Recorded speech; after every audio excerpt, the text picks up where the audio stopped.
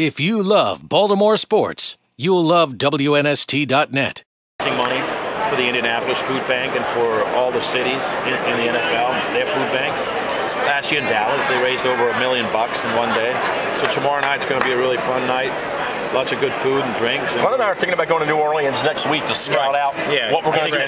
Great plan. I mean, I'll give you a couple of spots. You want to go to Irene's, okay, a great Italian restaurant. You want to go to Portugal and order the Monsoon. Okay. Make sure that you get a cab there. Okay. You're not going to walk out after the Monsoon. Understand. And then you want, about 2 a.m., you want to go to the Camellia Grill and have a chili cheese omelet. Take the streetcar up there. Probably streetcar. Should we room together after that, or should we get separate rooms after the chili cheese omelet? You know, the chili cheese omelet might require, that room is going to be the world of stock for sure. Well, the There's no question about that. The plan is that next year Morton's just taking us out everywhere. Yeah, correct. That's the plan. Is that I will take you spots that you never thought existed in New Orleans. I'm a little nervous about that. Bring your shrimp boots, because there will be standing water. It'll be a heck of an event, though, Dad. It'll be a heck of an event, Long. I mean, it'll be a good time. You know what? New Orleans throws a great party, and to me, it is by far the greatest host city of any major sporting event. Not only the Super Bowl, Final Four, they're used to hosting big events. That's what New Orleans does. That's what we're good at. We're good at hosting. We're good at throwing a party. Great food and libations. Everything is close there, so you can walk everywhere. You know, the venue is right there, Superdome, the hotels. Everything is concentrated in a really small area. And you got the Vieux Carré, you know, the French Quarter. You got the Mississippi River. You got the casinos. You got everything down there. We need to go. Casino. I can't wait. Did I say casino? Oh yeah, you did. Yeah. Hey, this could be trouble. When did somebody's maybe never asked you this before? You might say some of your business. When did you know it was over for you?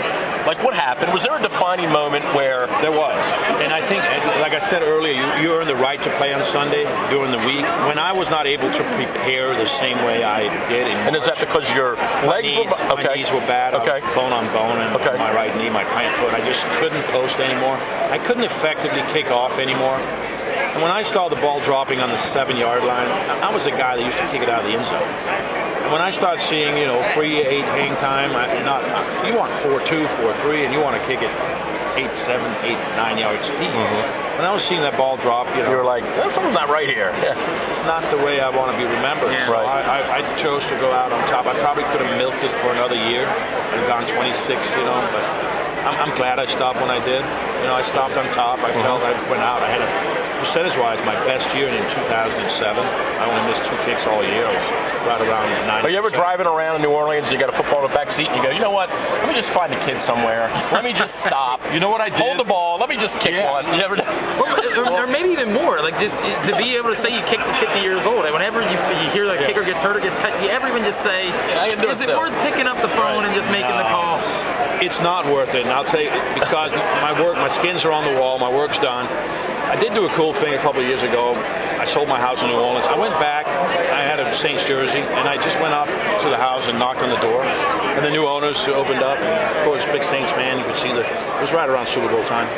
I said, hey, I used to live here in this house, and they all flipped out. I gave them the jersey. That's pretty funny. It was one of those moments you just say, oh, this is cool. And it's kind of like the same when what you're talking about, handing a kid a ball, or surprising somebody. Right. You just do it not because you want to be noticed or because, hey, look at me, I'm doing something good. It's because of the impulsiveness of it, the spontaneity, and seeing the smile on the kid's face. I love doing that stuff. I think that's fun to do. You guys can do that in radio. You do it in radio too. Just reach out and have fun with somebody who maybe less fortunate or doesn't expect it.